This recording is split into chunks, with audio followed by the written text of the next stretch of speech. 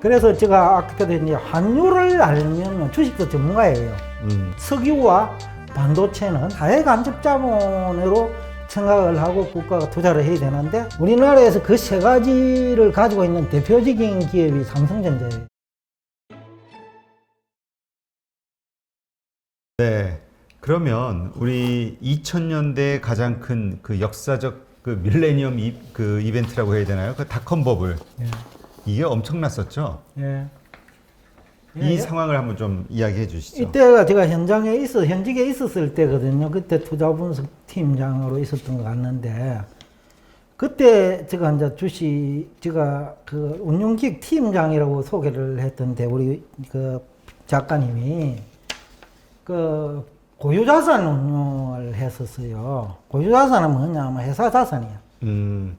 우리 보통 고객 자산이 아니라 펀드를 운용하는 펀드 매니저는 고객 자산을 운용하고 회사의 여유 자금 내지는 자본금을 이용하는 그 운용자가 따로 있어요.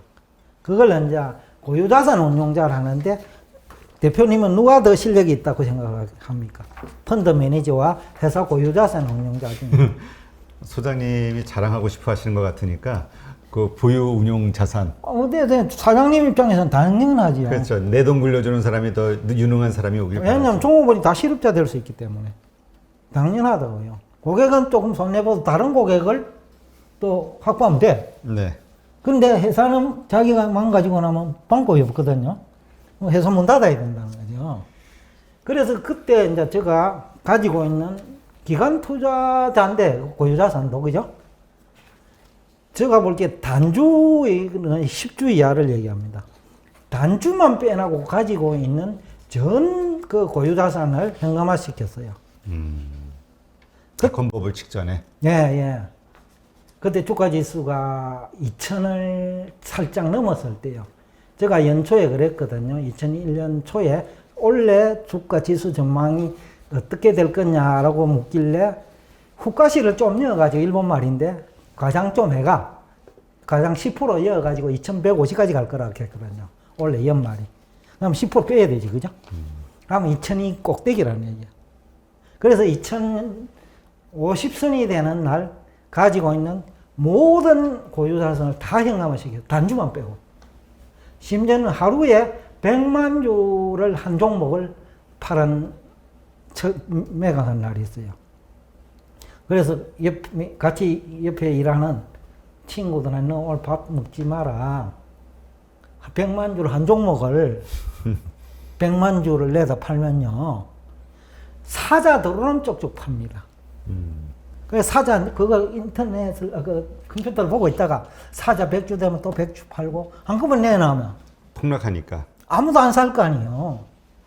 그러니까 100주 사자 들어오면 100주 팔고 200주 사자 들어오면 200주 그래가지고 하루에 100만 주를 소화하고 나니 그 다음날 오전장부터 내리 3일 하한가를 친다고. 15%였어요. 50% 날라가잖아요. 그죠? 네. 그래서 제가 다 팔아나고 나는 이제 주식 없다라고 합니다. 이 시장을 향해서. 예? 아마 그렇게 한 사람은 없을 거예요. 네. 그러니까 그때 이제 기억이 이제 생각나요. 근데 예. 그렇게 판단하고 결정을 내리셨던 이유는 왜 그러죠?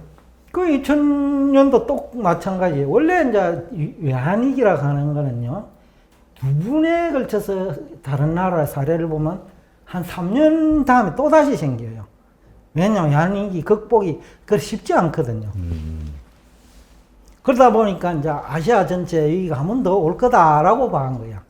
그래 지금 그때 또 기억이 나네. 연초가 되면 또 기관 투자자 간부도 불러놓고 또 투자 설명회 합니다. 그래서 제가 한 63빌딩에 기억이 나네. 그때 같이 일하는 사람 다 기억할 거예요. 그때 제가 아침에 출근한다고 보니까 뭐 MBC인가 보니까 갑자기 내 얼굴이 나오는 거야. 왜? 어느 날. 네. 그래서 왜 갑자기 내 얼굴이 나오지? 가만히 생각해보면 대한생명의 63빌딩 회장 굉장히 커요. 한 500명 들어가는데 그때 이제 부장, 기관 투자 금융권의 부장들, 임원들 이런 분들 모셔다놓고 한 것 같은데 그때 삼성경제연구소 소장도 왔었던 거로 기억나요. 그래서 제가 환율이 상당히 오를 거다. 1250원 이상까지는 갈 것 같다라고 하니까 우리 연구소 직원들 아무도 그 얘기 안 하던데라는 얘기를 해서 기억이 나요. 그게 뭐냐 하면 이제 또 경상수지는 문제가 없지만은 다른 부분에 이제 문제가 생기는 거예요. 예를 들어 재정으로 막았는데 그것이 또 부작용도 또 나타나거든요. 또 우리나라만의 문제가 아니고 야니기를 97년에 같이 겪었으니 네. 한국 왜 문제가 생기면 우리나라 또 수출 시장이잖아요. 또 거기서도 문제가 생길 것 같다. 그래서 수급을 보고 또 다금 또 결정적으로 그 얘기를 한 것이 저한테 이런 얘기를 누가 했어요. 옛날 새로운 기술이라는 주식이 있었어요. 지금 아마 상장 폐지됐을 거예요. 인터넷 전화기를 가지고 그 다이얼 패드라고 액면가 500원인데 150만 원까지 올라갔을 거예요. 근데 어느 날 갑자기 그쪽 직원인 것 같아. 간접적으로 저를 찾아와 가지고 우리 데리고 있는 차장, 에너지 차장을 저한테 가 이거 50만 원, 지금 150만 원인데 팀장님 50만 원에 준다 하는데 살래요? 이러더라고. 그래서 제가 내일 당장 팔 수 있으면 내가 산다. 그러나 1년만 가지고 있어라 하면 그 7만 원 안 간다. 150만 원인데 7만 원 이하까지 떨어졌어요. 그게 뭐냐 하면 닷컴 시장이 그런 거다. 이런 거예요. 그러니까 그는 똑같을 거 아니에요. 지구촌 전체로. 예? 그렇죠. 그래서 한국만 그런 닷컴 버블이 있었던 게 아니에요. 그렇죠. 그래서 제가 가지고 있는 주식 다 팔아버린 거야. 예? 근데 어쨌든 붕괴될 것이다. 지금 왜냐면 버블이 막 이렇게 형성되고 있는 과정에서는 사실 거기에 같이 참여를 해야 예. 그 열매를 또 같이 먹는 거잖아요. 예. 그러니까 터지기 전에 어떤 시그널을 보고 이제는 끝물이구나라고 이제 느꼈을 때 이제 빠져나오는 거 아닙니까? 그렇죠. 그런데 보니까 아까 그 있잖아요. 새로운 기술이가 막 보면 뭐 하는데라고 물었어요. 이 회사가. 인터넷 전화기래.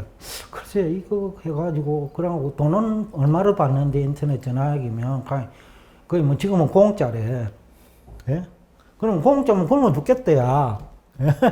그래가지고 내가 이제, 1년 있으면 7만 원 갈 거다. 근데 실제로 7만 원 간 거야. 150만 원짜리가. 그러면 그러니까 새로운 기술의 그 주가를 예. 보고 예. 이제 끝물이구나라고 그렇죠. 느끼신 거예요? 예, 그러니까 이게 하나의 현상이거든요. 그럼 다른 것도 다 똑같을 거라는 거죠. 그래서 제가 가지고 있는 그 회사 고유자산을 전부 다 정리한 거예요. 그 전날 임원한테 보고를 하고. 그러니까 한 일주일로 하고 굉장히 고마워하는 거야. 죽을 고비에서 벗어났으니까요. 그럴 때 좀 보너스를 줘야 되는 거 아닌가요? 그래서 제가 말한 거예요. 원래는 주기로 약속을 했어요. 오늘 잘 들으라고 제일 투신 이재현 회장이 들어야 돼요. 원래 저한테 그때 돈으로 상당한 금액을 5억인가 10억 정도 줄라고 했어요. 요새 돈 한 50억 되죠. 네. 그래갖고 줄라고 약속을 했다고요. 네. 왜냐면 제가 수익률 100% 가까이 냈으니까. 예? 근데 안 줬어요? 안 줬어. 예?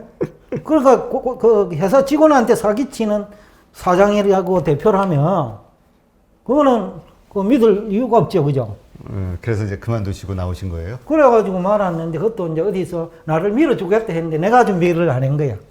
어긋결에 사표를 했으니. 그래가지고 그거는 이제 흘러간 에피소드고. 그래, 여하튼 좀 재미나는 얘기를 했는데, 일본이 이제 재정위기를 갖다가 몰고 간 거야. 그때 100% 가까이 됐을 거예요. 그 GDP 대비. 그러니까 엔화를 빌려서 러시아 채권이라든가 러시아에 투자를 엄청 했는데 러시아가 모라토리움을 선언하면서 돈을 다 띄게 생겼으니 그렇지요. 일본도 무너질 것이다라고 생각을 했던 건데 아니지요. 일본이 경상수지 적자 때문에 달러 강신하면 큰일 나는 거야. 일본에서 돈을 빌렸으니. 네네. 그러니까 그 헤지 펀드죠. 롱텀 캐피털 매니지먼트라고 LTC형 가는 거예요. 거기가 그냥 파산했잖아요. 예, 그래서 그걸 했기 때문에 회의를 했는데 내가 혼자 부도난다니까 그때 안 팀장이 우리 CJ 정권에 갑자기 소장 그 책임 어떻게 질라나 이거야. 예. 그래서 내가 그렇게 얘기하면 책임지고 너네들이 그럼 거꾸로 틀리면 책임 안 지나라고 내가 했거든. 근데 저 얘기대로 간 거야. 예? 그러니까 이게 뭐냐 하면 그 많은 사람들이 다수 의견이죠. 그 일본이 망한다고 하는데 아니다. 롱텀 캐피털이 망할 거다 헤지 펀드가 이거야. 망할 것이다. 그거는 뭐냐 지식의 차이란 말이야. 왜냐하면 네. 그 정도의 어떤 손실 가지고 망하기에는 일본의 경제 펀더멘탈이 수출도 수입 그 무역 수지도 좋고 그렇죠. 펀더멘탈이 강하니까 여태까지 벌어난 것도 많고요. 그러니까 이제 이러한 화폐라든가 전반적인 것을 지켜보면서 판단을 해야 되는데 네. 그러한 지식과 경험이 부족하다 보니 단편적인 정보만을 가지고 자꾸 판단을 한다. 그래서 제가 아까도 이제 환율을 알면 주식도 전문가예요. 채권도 전문가가 되게 돼 있어요. 왜냐? 환율에 따라 기업의 매출액이 달라지거든요. 그 다음에 영업실적이 달라지거든요. 그러면 금리가 달라지거든요. 회사채 그렇죠. 금리. 그럼 국가 예산도 그 조세기죠. 조세가 달라지는 거예요. 그럼 국채금리 달라지는 거예요. 그러면 환율에서 시작된단 말이에요. 화폐에서 시작되고. 그래서 화폐 공부를 하라, 환율을 공부를 하라. 그거 하지 않으면 주식도 하지 마라, 채권도 하지 마라는 거예요. 네. 근데 이제 제가 한 2달 동안 이 얘기를 했는데 얼마나 이해가 됐는지는 알락하면 요 근래에 다우존스 시장에 투자를 했느냐 안 했느냐를 보면 알 수 있을 것 같아요. 자기 이해했는지 안 했는지를. 왜냐면 한 달 반 전부터 제가 하락했거든요. 네. 문제가 없다고. 다우존스 시장. 네네, 다우존스. 나스닥은 모르겠고. 나스닥도 지금 요새 뭐 버블 논란이 있는데 또 사실 그 금리가 제로 금리로 된 거를 생각하면 버블이 아닐 수도 있다 뭐 이런 얘기도 있고. 근데 연준 자체에서 지금은 과다한 상황 아니다 이렇게 얘기했잖아요, 파월 의장이. 근데 저는 이제 버블이냐 아니냐는 판단 기준도 뭐 여러 개예요. 뭐 PR로 가지고 얘기하기도 하고 PBR로 가지고 얘기도 하고. 근데 두 개 다 뭐 하나를 가지고 말하기에는 판단 기준이 너무 취약하다. 근데 이제 주가 하락하는 것이 미래 매출액과 미래 수익을 반영하잖아요. 네. 그래서 제가 의사결정을 하게 된 가장 아까 다우 지수 많이 올랐는데도 불구하고 하라고 한 이유가 몇 사람한테 얘기를 했거든요. 딱 그거예요. 재정이 2조 달러 하면 이것이 양적 완화 정책보다는 효과가 2배 정도 클 거라고 본 거예요. 예? 그러면 이것이 이제 매출액에 연결되고 원래 국가 사업하면 이익도 커요. 그건 어느 나라 없이 똑같을 거야. 국가가 좀 허술하잖아요. 예, 허술하죠. 네. 잘 모르고 이렇게 얘기도 그런 줄 알고. 사기업 같으면은 막 협상해가지고 가격 후려치고 예, 예. 막 단가 치는데 다 합리적인 줄 알아. 예? 모르니까 또 그렇게 설명해도 알아들어. 그렇죠. 그 전문가가 없으니까 요 분야에 예, 대한. 예. 그래서 그 이익이 커요. 그러다 보니까 이제 그것을 나오는 이익 플러스, 그건 또 다음에 또 2차적으로 굴릴 수 있잖아요. 그래서 아까 양적 완화 득택의 10년 동안 총 매출액이 40조 정도, 40조 달러 정도 된다고 한 거예요. 그건 큰 거거든요. 미국 연간 GDP가 21조밖에 안 되기 때문에 40조가 더 생긴 거야. 10년 동안에. 그러니까 10년 동안 이제 주가는 2배밖에 안 올란 거야. 그렇지. 100%밖에 안 올란 거야. 130%. 그러면 일반적으로 조금 와닿지 않아요. 그동안에 번 돈이 몇 년, 우량 기업이니까 5%씩만 해도 10년이면 복리로 늘어나잖아요. 네. 그러면 100% 되는데, 주가는 결국 이제 PR은 그 금리가 낮으면 한 20배 올라가도 되거든요. 20, 30배. 그러면 아까 주가가 100% 올라가지고는 조금 버블이라고 보기 힘든다고 제가 봐한 거죠. 다우존스는. 그래서 판단 기준을 어느 거 가지고 하느냐, 그 당시 환경에 맞아야죠. 어떤 환경에서는 PR이 좋을 수가 있고, 어떤 환경에서는 PBR이 효과가 있을 수 있고, 지금처럼 양적 완화 정책과 재정 정책을 같이 쓸 때에는 그 두 개를 고려해가지고 최소한 1년까지는, 그쵸? 주가가 그래 반영을 하니까. 반영을 해가 버블이다 아니라고 해야 되지 않겠느냐, 저 생각입니다. 그래서 제가 다우는 투자를 해도 괜찮다고 한 거죠. 네. 근데 요즘 나스닥에서는 네. PER, PBR 보다도 그런 그렇게도 하긴 하는데 이익을 못 내는 유망 벤처 기업들이 많이 있잖아요. 네. 그러다 보니까 PSR로 계산을 많이 한단 말이죠. 몇 년 후에 매출을 미리 땡겨 와가지고. 그래가지고 뭐 15년 막. 그래서 이제 15년까지 이렇게 가져가는 건 될지 안 될지도 모르니까 네. 그거는 너무 심한 거고요. 근데 이제 나스닥은 이렇게 이제 보고 접근을 해야 되겠죠. 우리가 자동차가 없을 때 자동차 기술이 있었을 거 아닙니까? 그렇죠. 그래서 자동차가 나왔으니까. 네. 근데 이것이 가게마다 가진다고 생각을 한 사람과, 그저 뭐 대통령이나 타고 댕기고, 그죠? 그 사회 지도층만 타고 댕기는 정도로 끝날 것이라고 생각하는 사람은 큰 차이가 있겠죠. 그죠? 네. 그래, 그런 측면에서 본다고 하면 컴퓨터도 마찬가지죠. 처음에 했을 때는 건물 두 채만한 컴퓨터를 만들었다는 거 아닙니까? 미국에서. 그럼 어디 가정용이 됩니까? 그거 안 되지. 그렇죠. 근데 그거를 보고 이제 미래를 볼 수 있는 사람, 아, 이 가정까지 가겠구나, 이 기술로 보니. 그 생각을 한 사람은 20년 가지고 있을 거예요. 그 주식을. 그죠? 근데 그걸 20년간 기다리면 돼. 그러면 수익 나요. 그렇죠. 근데 그것을 중간에 팔면 안 돼. 보통은 다 중간에 팔죠. 그래서 이제 아까 공부를 해야 되는 이유예요, 이게. 이게 계속 가지고 있어야 갈수록 더 돈이 될 수 있다. 이 계산이 나오면 팔 이유가 없는데. 네. 그래서 이제 환율 효과 같은 거는 한번 오르고 나면 10년씩 가거든요. 예를 들어서 우리가 2007년에 920, 30원 했잖아요. 네. 근데 그 이후로 가장 낮은 시점이 1050원이에요. 그죠? 그래도 130원 남았잖아. 10%가 남은 거야. 그러면 수출 기업 입장에서는 수입은 조금 하고, 그죠? 수출 많이 하는 거. 10%가 매년 초과 수익으로 남아. 그래서 삼성전자가 영업 유보이익이 자꾸 늘어나는 거예요. 그래서 그게 이제 주가 결정 원리 나중에 얘기할 건데, 그 원리에 충실해요. 그래서 다우를 추천한 또 다른 이유예요. 미국을 대표하는 30대 기업은 우리나라 삼성전자 같은 거란 말이죠. 그러니까 가지고 있어도 된다라는 거예요. 그 지금 2008년 금융위기의 진원지도 미국이지만, 그죠? 네. 그 위기로 인해 가지고 세계적인 양적 완화 정책의 최대 수혜자도 미국이에요. 그게 미국 그 투자은행들이 세계를 무대로 그 게임을 하고, 많이 게임을 하고 환차익까지 나오잖아요. 다른 나라에 없는 걸 땡길 수 있다는 거예요. 네. 미국은. 그렇죠. 그래서 종이화폐 제도의 달러 기축통화 질서가 근본위 제도 하에서의 달러 기축통화 질서보다 훨씬 가치 안정이 유리하다. 그 근저에는 화폐 정발 가능과, 그죠? 근본위 제도 안 됐잖아요. 변동환율 제도 이때.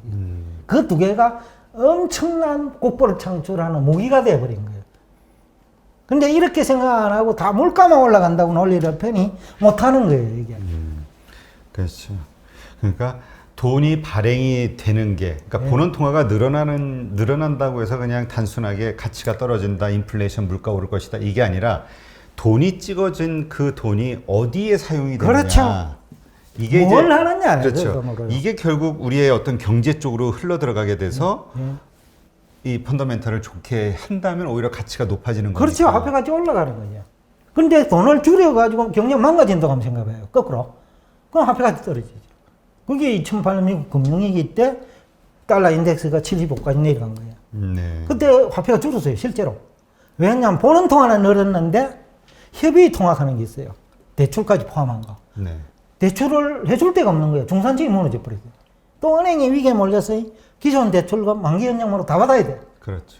그러니까 협의 통화 개념으로 화폐량은 줄어버린 거예요. 지금 결제 수단으로서의 화폐는 줄어버린 거예요. 네. 그러니까 미국 경이 망가져 버린 거예요. 그러니까 화폐 수량이 주니까 미국도 역시 망가지더라는 거예요. 그래서 하여튼 이렇게 그 투자와 관련해서 주식이 됐든 이 모든 투자의 근본에는 이 환율을 그리고 GDP에 대한 그 나라의 어떤 펀더멘털을 파악할 수 있는 그 이해를 가지고 있어야 되는데, 지식을. 사실 이제 지금 우리가 뭐 10년 전 이렇게만 해도 뭐 이렇게 해외에 투자하는 거는 좀 이렇게 쉬운 일은 아니었잖아요. 근데 지금은 이제 뭐 개인들도 다 일반화돼 있으니까 이런 환경이 이제 좀 이런 환율이라든가 글로벌리 그 통용될 수 있는 금융 지식의 어떤 그 확산, 이 계기가 되진 않을까요? 근데 이제 일본도 시간이 많이 걸렸을 거예요. 그 어느 이제 수준에 올라오는데 제가 이제 와타나베 부인이라고 지난번에 얘기했는데 그 와타나베란 말이 김씨라니까 사람이 많다는 뜻이죠. 그렇죠. 그러니까 일반화됐다는 거예요. 이 금융을 토론하고 우리는 지금 토론을 터부시합니다. 사실은. 아까도 내가 PD하고도 유도를 해보니까 그 손해를 보고 나니 말하기를 부끄러워하는 거예요. 예? 그럴수록 토론을 해야 돼요. 그 해결책이 있잖아요. 그죠?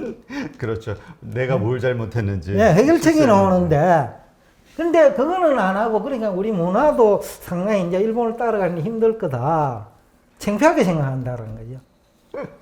교육도, 그래서 이제 내가 교수님들 같이 그 토론해가지고 화폐 관련 얘기하면 그거 하는데, 제가 생각할 때는 아마 무서워서 못 나올 것 같아요. 네? 네. 제가 한번 기회를 한번 만들어 볼게요. 네. 네. 하여튼, 맞습니다. 이게, 그렇죠. 이게 또, 자꾸 하여튼, 우리 병도 자랑하라고. 예. 그러니까 그런 것일수록 자꾸 이렇게 이야기를 하면서 뭐가 나의 실수였는지를 자꾸 점검하게 되고 반성을 하게 되고 또 다른 사람은 다른 케이스의 어떤 상황에서의 결정 이런 걸 들으면서 그게 더 때로는 배 아프기도 하지만 또 그게 또 자극제가 되기도 하잖아요. 미래의 보약이잖아요. 네. 하여튼, 실패한 거를 부끄러워하지 말고 손실 본 거를 부끄러워하지 말고 앞으로 벌면 되니까요. 그렇죠. 이유를 알기 위한 뭐 그것이 토론이든 아니면 뭐 상담이든 그러한 노력을 좀 하면 결국은 좋아지지 않을까 이렇게 생각합니다. 주식 투자로 성공하기 위해서 필요한 투자 자세 어떤 게 필요할까요? 라는 것을 마지막 질문으로 드리려고 했는데 추가적으로 또 하실 말씀 있으신가요? 그래, 맞아요. 지금 언젠가 인터넷 기사를 보니까 70% 정도가 손해났다 하더라고. 작년에 투자한 사람은. 근데 작년이 왜 주가 많이 올랐거든요. 그러니까 작년에 가만히만 있었어도 사놓고 다 오르는 건데. 근데 물론 이제 종목이 슬림화되는 건 있어요. 왜냐하면 실적 장세로 변하거든요. 그까지 이제 알아야 되는 거죠, 사실. 거기에 이제 토론을 하면 되거든. 나와요, 그러면. 내 지금쯤은 이거 하면 안 되겠다. 실적이 내년에는 뭐 코로나 예방 주사도 나오고, 그러니까 또 주사가 안 나오더라도 이제 만성이 내가 먹고 살아야 되니까요. 지금은 미국 경제 회복된다 이러잖아요. 그러니까 그게 코로나 약이 안 나와도, 예방약이 안 나와도 살아났을 거예요. 왜냐면 우선 살아야 되니까. 그렇죠. 살아나게 돼 있는 거예요. 원래 그 환경이 더 안 좋을수록 자꾸 이러한 재정 정책이라든가 이러한 부양 정책은 더 나올 수밖에 없는 거잖아요. 그래도 그것도 뭐 재정 정책도 에리트라 하니 뭐 암기할 만한 사람이 아니고 좀 메커니즘을 알고 전국을 찔러가지고 이번에는 전국 잘 찔렀어요.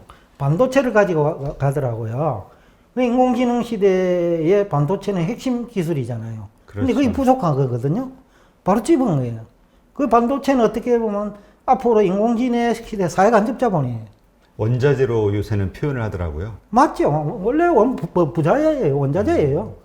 그래서 이제 다른 원부자재와 달리 이제 석유와 반도체는 광범위하게 사용되거든요.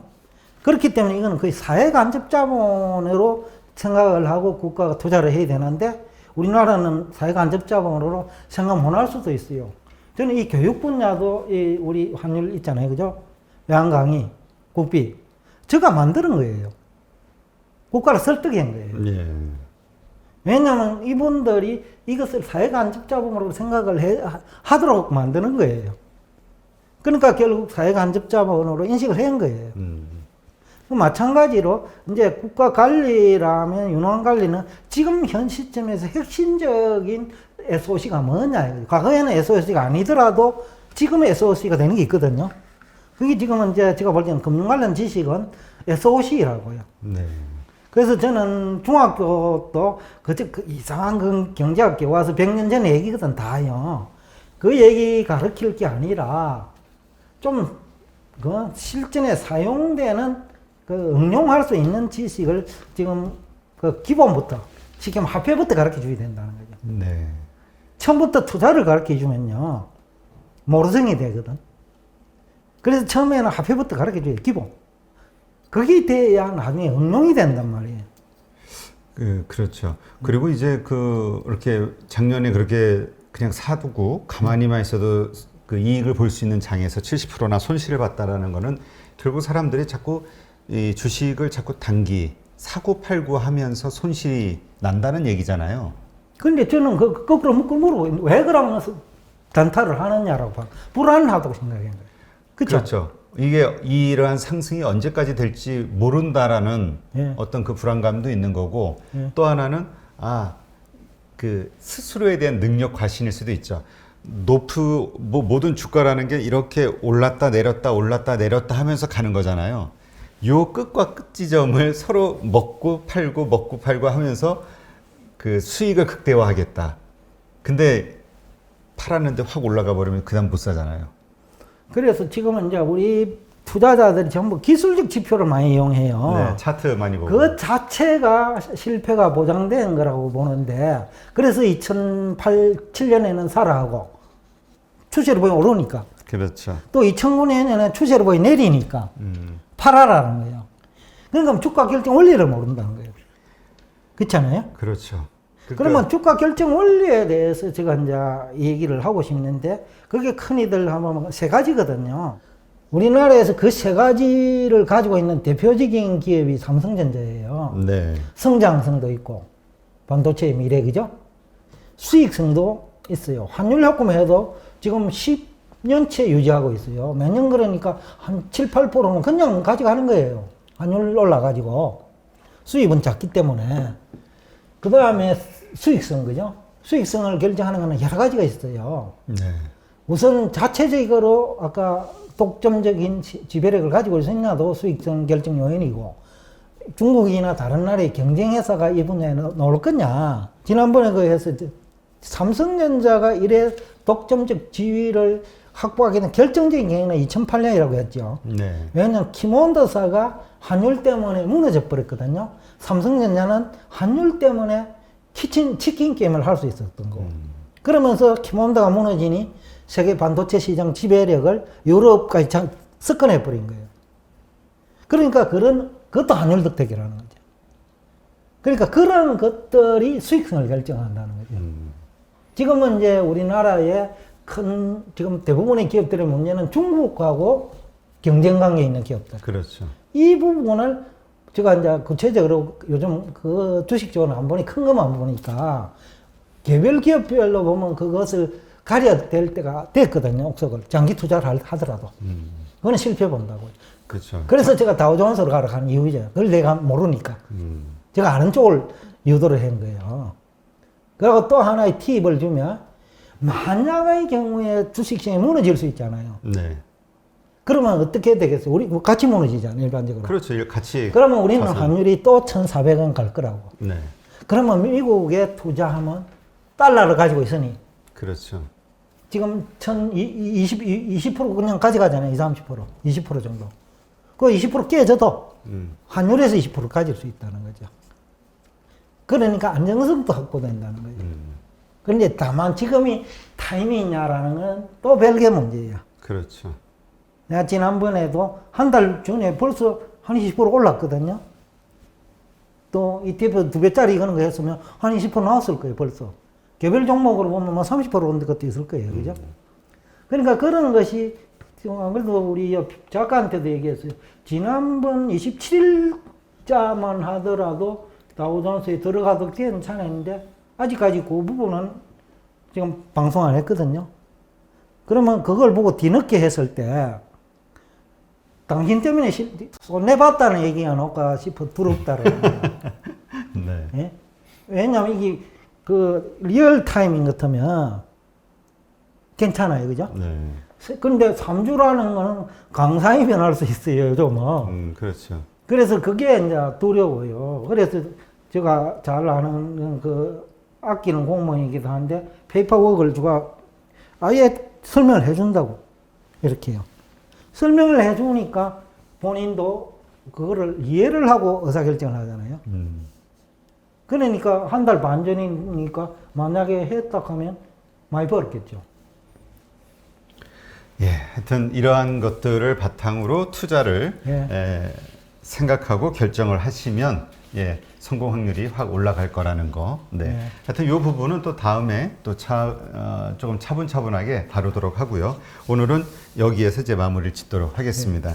그러니까 다시 한번 말씀드리면 환율 그리고 한 나라의 GDP를 어떻게 분석하고 이해하느냐 그것이 이제 투자를 하는 데 있어서 얼만큼 좋은 인사이트를 갖게 하느냐 이거를 좌우하기 때문에 예, 이러한 것에 대해서 이해하고자 하는 노력을 계속 하셔야 될 것 같다는 생각을 합니다. 뭐 지금이야 어렵겠지만 이렇게 계속 지속되다 보면은 네, 어느 순간 뭐 좋아지겠죠. 네, 오늘도 좋은 인사이트 함께 해주신 포유환율 연구소 윤채연 소장님께 감사드립니다. 수고하셨습니다. 예, 감사합니다.